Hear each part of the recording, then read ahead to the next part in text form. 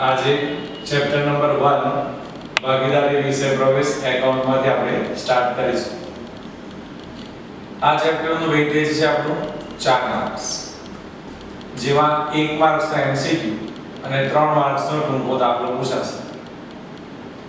MCQ એ number 1 ઉપર આવશે અને જે શોર્ટ સમ ટૂંકો દાખલો પૂછવાનો છે એ ક્વેશ્ચન નંબર 21 ઉપર આવશે. આ ચેપ્ટરમાંથી મોટા દાખલા અપેક્ષિત છે નહીં, પરંતુ ચેપ્ટર નંબર 2 માટે આ મોટા દાખલાની ઇન્ફોર્મેશન તમારા માટે ખૂબ જ જરૂરી છે, જેથી આપણે આ લેક્ચરની અંદર ચેપ્ટર નંબર 1 ના જે લોંગ સમ છે એની ડિટેલ્સ એક્સપ્લેન કરીશું, સમજીશું. તો ફર્સ્ટ ઓફ ઓલ ભાગીદારના મૂડી ખાતા રાખવા માટેની પદ્ધતિઓ કેટલી છે? તો ભાગીદારના મૂડી ખાતા રાખવા માટેની બે પદ્ધતિ ગણાય. એક અસ્થિર મૂડી ખાતા અને નંબર 2 સ્થિર મૂડી ખાતા. અસ્થિર મૂડી ખાતા એને બીજા શબ્દોમાં હંગામી મૂડી ખાતા તરીકે પણ ઓળખી શકાય છે, જ્યારે સ્થિર મૂડી ખાતાને બીજા શબ્દોમાં કાયમી મૂડી ખાતા તરીકે પણ ઓળખાય છે. ફરીથી મૂડી ખાતા રાખવાની પદ્ધતિઓ કેટલી છે અને કઈ કઈ? તો બે પદ્ધતિ છે, એક અસ્થિર મૂડી ખાતા અને નંબર 2 સ્થિર મૂડી ખાતા. અસ્થિર મૂડી ખાતાનું બીજું નામ શું? તો હંગામી મૂડી ખાતા. અને સ્થિર મૂડી ખાતાનું બીજું નામ તો કાયમી મૂડી ખાતા તરીકે ઓળખાશે. હવે એ સમજીએ કે અસ્થિર મૂડી ખાતા છે શું? અસ્થિર એના નામ ઉપરથી જ આપણને ખ્યાલ આવી જાય. અસ્થિર ધેટ મીન્સ મૂડી ખાતા રાખવા માટેની એવી પદ્ધતિ કે જેમાં વર્ષની શરૂઆતની મૂડી અને વર્ષની આખરની મૂડી એક સરખી રહેતી ન હોય. વર્ષ દરમિયાન થતા તમામ પ્રકારના ફેરફારની અસર આપણે મૂડી ખાતા ઉપર દર્શાવીશું, જેના કારણે શરૂઆતની મૂડી ખાતાની બાકી અને આખરના મૂડી ખાતાની બાકી અલગ અલગ આવશે. તો આ પદ્ધતિ પ્રમાણે જ્યારે મૂડી ખાતા તૈયાર કરીએ તો તેને શું ગણાય? અસ્થિર મૂડી ખાતા. અસ્થિર મૂડી ખાતાની પદ્ધતિમાં અહીંયા દાખલો ગણવા માટે બે ખાતા બનાવીશું, નફા નુકસાન ફાળવણી ખાતું અને નંબર 2 ભાગીદારના મૂડી ખાતા. જ્યારે સ્થિર મૂડી ખાતાનો મીનિંગ શું થાય? તો મૂડી ખાતા રાખવા માટેની આ એવી પદ્ધતિ છે કે જેમાં વર્ષની શરૂઆતની મૂડી અને વર્ષની આખરની મૂડી એક સરખી રહેતી. That means કે મૂડીની બાકી બદલાશે નહીં, જેના કારણે એ પદ્ધતિ સ્થિર મૂડી ખાતા પદ્ધતિ તરીકે ઓળખાય છે. તો પછી આ સમયે મૂડીમાં થતા ફેરફાર કે મૂડી ખાતા પર અસર કરતા વ્યવહારોની નોંધ કયા ખાતા પર કરવી? તો એ સમયે મૂડી ખાતામાં થતા ફેરફારોની અસર નોંધવા માટે એક કામચલાઉ અલગથી મૂડી ખાતું તૈયાર કરવામાં આવે છે, જેનું નામ છે ચાલુ ખાતા. એટલે સ્થિર મૂડી ખાતાની પદ્ધતિમાં 3 ખાતા બનાવવાના થાય: નફા નુકસાન ફાળવણી ખાતું, ભાગીદારના મૂડી ખાતા અને ભાગીદારના ચાલુ ખાતા. ફરીથી ભાગીદારના ચાલુ ખાતાનું મીનિંગ શું થશે બકા? તો વર્ષ દરમિયાન મૂડી ખાતામાં થતા ફેરફારો સ્થિર મૂડી ખાતામાં આપણે દર્શાવી શકીએ નહીં, જેથી એ તમામ પ્રકારના વ્યવહારોની નોંધ કયા ખાતા પર આપીશું આપણે? તો ચાલુ ખાતા પર. એટલે સેકન્ડ પોઈન્ટ, અસ્થિર મૂડી ખાતા હોય તો બે જ બનાવવાના રહેશે, નફા નુકસાન ફાળવણી ખાતું અને ભાગીદારના મૂડી ખાતા.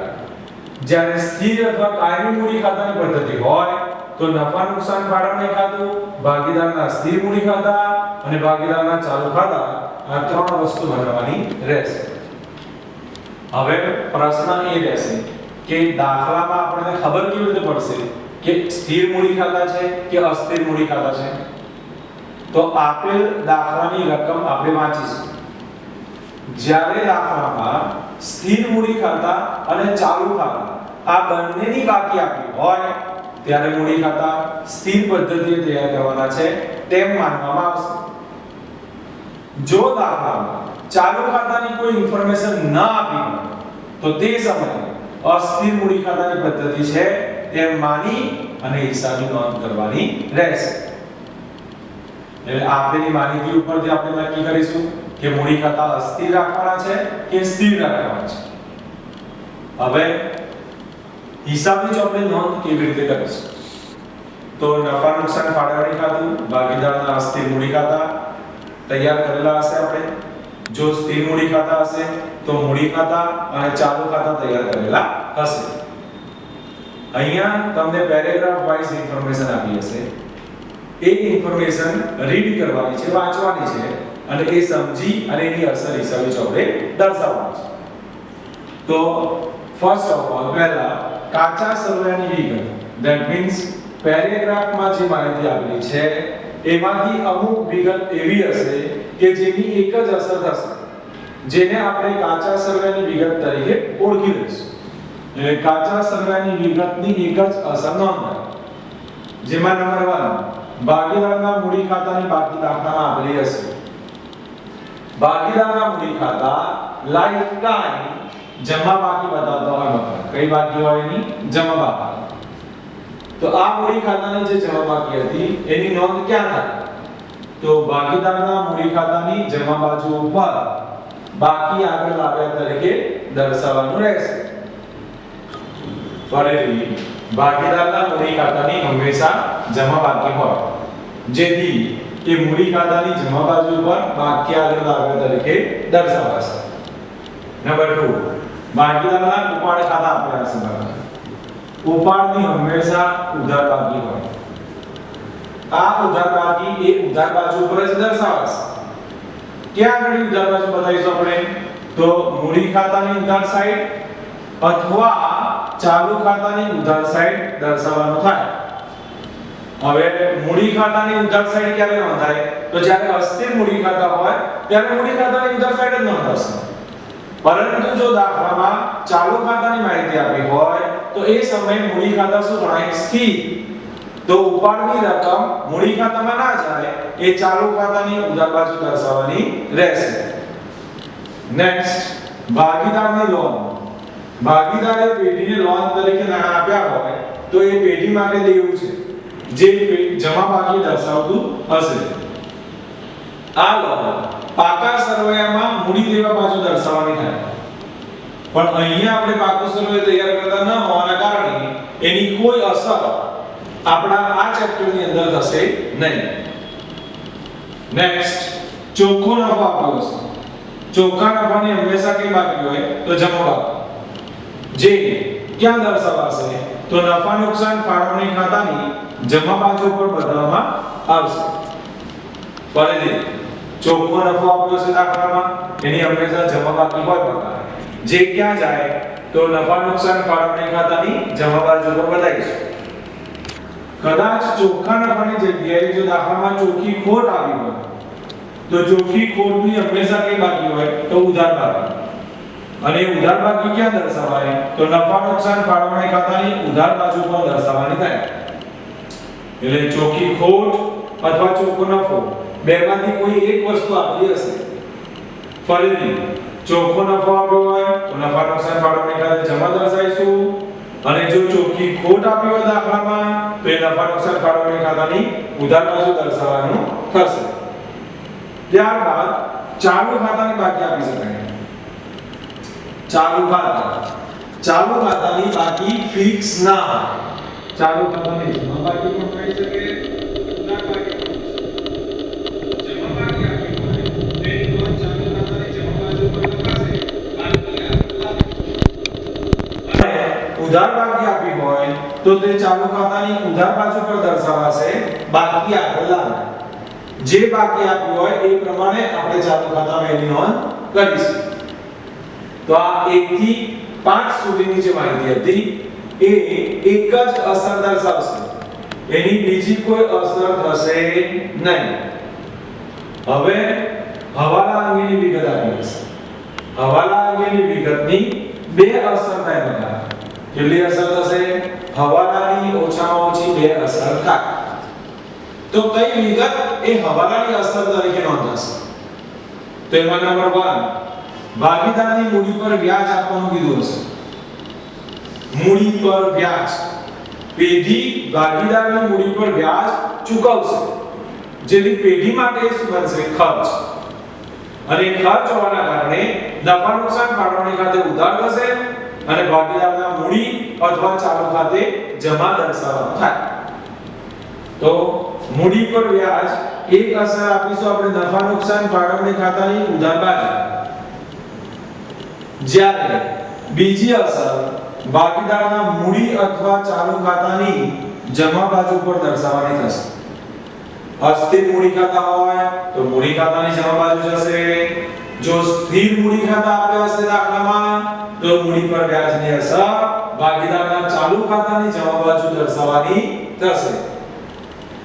મૂડી પર વ્યાજ એ ભાગીદાર માટે આવક ગણાશે અને ભાગીદારી પેઢી માટે ખર્ચ ગણાશે. નેક્સ્ટ, ઉપાડ પર વ્યાજ આપવાનું કીધું છે.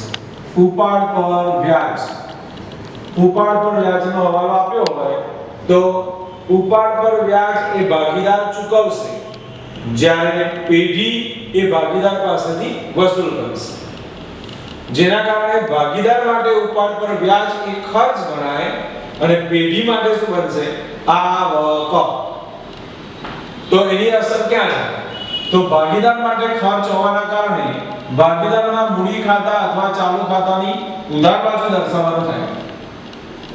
અસ્થિર મૂડી ખાતા હોય તો મૂડી ખાતાની ઉધાર સાઈડ, સ્થિર મૂડી ખાતા આપ્યા હોય તો ચાલુ ખાતાની ઉધાર બાજુ દર્શાવવાનું થશે. અને બીજી અસર પેઢી માટે આવક હોવાથી એ નફા નુકસાન ફાળવણી ખાતાની જમા બાજુ પર દર્શાવવાનું થશે. ઉપાડ પર વ્યાજ એ સમયના પ્રમાણમાં ગણાશે. જેટલા સમય માટે ભાગીદારે ઉપાડ વાપર્યો હોય એટલા જ સમયનું વ્યાજ વસૂલ કરી શકાય. આખા વર્ષ માટે વાપર્યું હોય તો આખા વર્ષનું વ્યાજ વસૂલ કરશે પેઢી. જો 6 મહિના માટે ભાગીદારે ઉપાડ વાપર્યો હોય તો 6 માસનું વ્યાજ ગણાશે. નેક્સ્ટ, નંબર 3, કોઈ ભાગીદાર પેઢીમાં સક્રિય કામગીરી કરતો હોય તો એ બદલ પેઢી અને પગાર, બોનસ કે કમિશન આપી શકશે. જો દાખલામાં ભાગીદારનો પગાર, બોનસ કે કમિશન અંગેની માહિતી આપેલ હોય તો પેઢીએ એ રકમ ભાગીદારને ચૂકવવાની થશે, જેથી પેઢી માટે એક ખર્ચ ગણાશે અને ભાગીદાર માટે શું બનશે? આવક. જેના કારણે એક અસર એની આવશે નફા નુકસાન ફાળવણી ખાતાની ઉધાર બાજુ ખર્ચ તરીકે દર્શાવીશું, જ્યારે બીજી અસર ભાગીદારના મૂડી ખાતાની જમા બાજુ ઉપર અથવા ચાલુ ખાતાની જમા બાજુ પર દર્શાવવાની થાય. અસ્થિર મૂડી ખાતા આપ્યા તો મૂડી ખાતામાં દર્શાવવાનું, જ્યારે સ્થિર મૂડી ખાતા આપ્યા હોય તો ચાલુ ખાતાની જમા બાજુ પર દર્શાવાશે. નેક્સ્ટ, નંબર 4, ચાલુ ખાતાની જમા બાકી પર વ્યાજ. ભાગીદારના ચાલુ ખાતા પર વ્યાજ ગણવાનું કીધું હશે. આપણે આગળ પણ શીખી ગયા કે ચાલુ ખાતાની બંને બાકી હોઈ શકે, ઉધાર પણ હોય, જમા પણ હોય. તો ચાલુ ખાતાની જો જમા બાકી પર વ્યાજ ગણવાનું હોય, જમા બાકી પર વ્યાજ, તો જમા બાકી પર વ્યાજ ભાગીદાર મેળવશે જ્યારે પેઢી ચૂકવશે. તો પેઢી માટે ખર્ચ ગણાશે, જેથી નફા નુકસાન ફાળવણી ખાતાની ઉધાર બાજુ અને બીજી અસર ભાગીદારના ચાલુ ખાતાની જમા બાજુ. ચાલુ ખાતાની જ જમા બાજુ, મૂડી ખાતા વડ આવશે નહીં. કેમ? ચાલુ ખાતાની જમા બાકી પર વ્યાજ હોવાના કારણે એ ચાલુ ખાતામાં જ નોંધાય, મૂડી ખાતામાં જાય નહીં.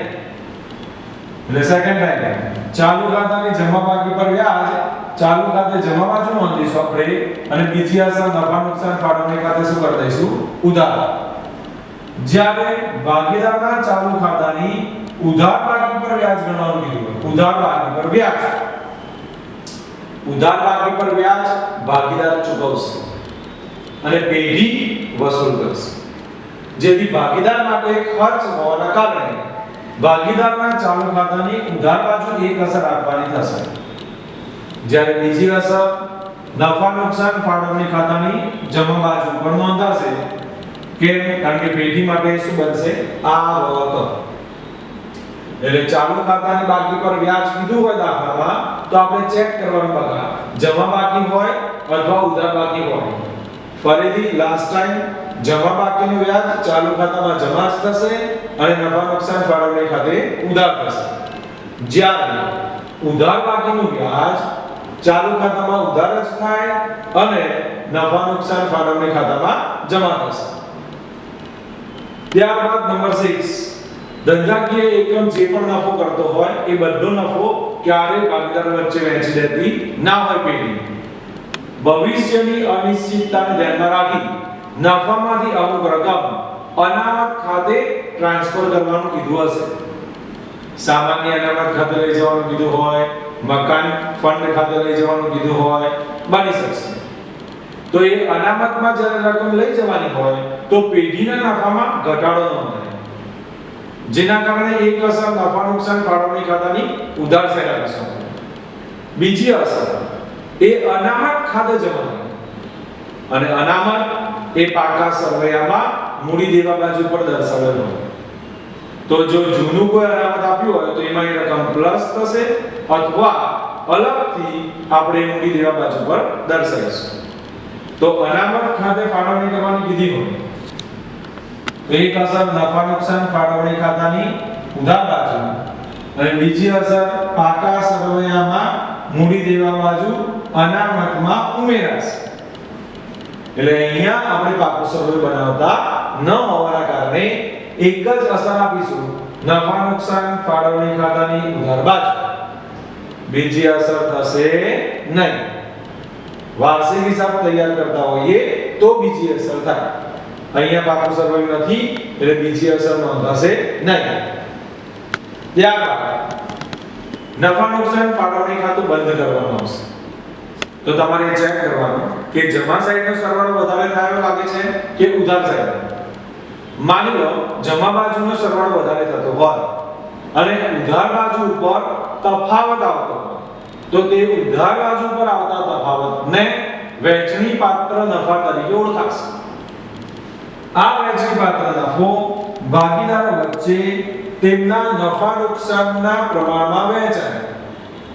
જો પ્રમાણ આપ્યું હોય તો એ પ્રમાણમાં વહેંચાશે, પ્રમાણ ન આપ્યું હોય તો સરખા હિસ્સે ભાગીદારો વચ્ચે વહેંચે છે. તો તેની એક અસર નફા નુકસાન ફાળવણી ખાતાની ઉધાર બાજુ ઉપર અને બીજી અસર ભાગીદારના મૂડી અથવા ચાલુ ખાતાની જમા બાજુ ઉપર દર્શાવવાની થાય. ફરીથી વહેંચણી પાત્ર નફો એટલે નફા નુકસાન ફાળવણી ખાતાની ઉધાર બાજુ પર આવતો તફાવત, જેની એક અસર નફા નુકસાન ફાળવણી ખાતે ઉધાર થશે અને બીજી અસર ભાગીદારના મૂડી અથવા ચાલુ ખાતાની જમા બાજુ પર દર્શાવાશે. અસ્થિર મૂડી ખાતા હોય તો મૂડી ખાતાની જમા બાજુ અને જો સ્થિર મૂડી ખાતા હોય તો ચાલુ ખાતાની જમા બાજુ દર્શાવાય. પણ દરેક દાખલામાં એવું ના હોય બકા કે જમા બાજુનો સરવાળો વધારે થતો હોય. ઘણીવાર એવું બનશે કે ઉધાર બાજુનો સરવાળો વધારે થતો હોય અને તફાવત જમા બાજુ પર આવતો હોય. તો જમા બાજુ પર આવતો તફાવત એ વહેંચણી પાત્ર ખોટ ગણાય અને એ વહેંચણી પાત્ર ખોટ એક અસર આપશે નફા નુકસાન ફાળવણી ખાતાની જમા બાજુ અને બીજી અસર ભાગીદારના મૂડી અથવા ચાલુ ખાતાની ઉધાર બાજુ દર્શાવવાની થશે. વહેંચણી પાત્ર ખોટ બકા ક્યાં જાય તો નફા નુકસાન ફાળવણી ખાતાની જમા બાજુ પર આવતો તફાવત એ વહેંચણી પાત્ર ખોટ હતી, જે બીજી અસર ક્યાં લઈ જશે તો ભાગીદારના મૂડી અથવા ચાલુ ખાતાની ઉધાર સાઈડ. એટલે એક અસર નફા નુકસાન ફાળવણી ખાતાની જમા બાજુ અને બીજી અસર ભાગીદારના મૂડી અથવા ચાલુ ખાતાની ઉધાર બાજુ પર કરવાની રહેશે. ત્યારબાદ જો અસ્થિર મૂડી ખાતા હોય તો મૂડી ખાતાની જમા બાજુમાં ટોટલ કરી દેવાનું, એ જ ટોટલ ઉધાર સાઈડ દર્શાવો અને ઉધાર સાઈડ પર તફાવત જે મળશે એ બાકી આગળ લઈ ગયા તરીકે દર્શાવાશે. જ્યારે જો સ્થિર મૂડી ખાતા હોય તો પણ મૂડી ખાતાની જમા બાજુનું ટોટલ કરી દો, એ જ ટોટલ ઉધાર સાઈડ દર્શાવીશું અને ઉધાર સાઈડ આવતો તફાવત એ બાકી આગળ લઈ ગયા તરીકે દર્શાવાશે. ચાલુ ખાતા બનાવ્યા હોય તો ચાલુ ખાતાની જમા અને ઉધાર બાજુની રકમ એકવાર ચેક કરી લેવાની. કઈ બાજુનો સરવાળો વધારે થાય છે એ જોવું પડશે. જમા બાજુનો સરવાળો વધારે થતો હોય તો જમા બાજુનું ટોટલ કરો, એ જ ટોટલ ઉધાર સાઈડ દર્શાવો અને ઉધાર સાઈડ ઉપર તફાવત લખશો તમે બાકી આગળ લઈ ગયા. આ ઉધાર બાજુ જે તફાવત આવતો હોય એ પાકા સરવૈયામાં મૂડી દેવા બાજુ પર દર્શાવાશે, કારણ કે એ ચાલુ ખાતાની જમા બાકી હોય. જ્યારે બને એવું કે ઉધાર બાજુનો સરવાળો વધારે આવતો હોય અને તફાવત જમા બાજુ પર આવતો હશે તો એ પણ બાકી આગળ લઈ ગયા તરીકે દર્શાવાશે, પરંતુ તે ચાલુ ખાતાની ઉધાર બાકી ગણાય, જેના કારણે એ પાકા સરવૈયામાં મિલકત લેણા બાજુ દર્શાવવાની થશે. તો આ તમારી મેથડ નંબર 1 હતી લોંગ સમ ની, બરાબર. તો અહીંયા એ મેથડ આપણી પૂર્ણ થાય છે. બરાબર મિત્રો, આ વિડિયો પસંદ આવ્યો હોય તો તેને લાઈક કરજો, તમારા ફ્રેન્ડમાં શેર કરજો, વિડિયો વિશે કમેન્ટ કરજો. અમારી ચેનલ સાથે સંકળાયેલા રહેવા માટે સબસ્ક્રાઇબ નું બટન ઓન રાખજો. આગળના વિડિયો તમારા સુધી પહોંચાડી શકાય તે માટે બેલ નોટિફિકેશન ઓન રાખજો. ધન્યવાદ.